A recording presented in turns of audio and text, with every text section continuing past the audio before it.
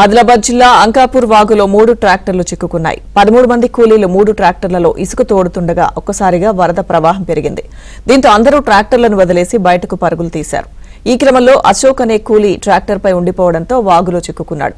ఘటనా స్థలానికి చేరుకున్న గ్రామస్తులు తాడు సాయంతో అతన్ని రక్షించారు.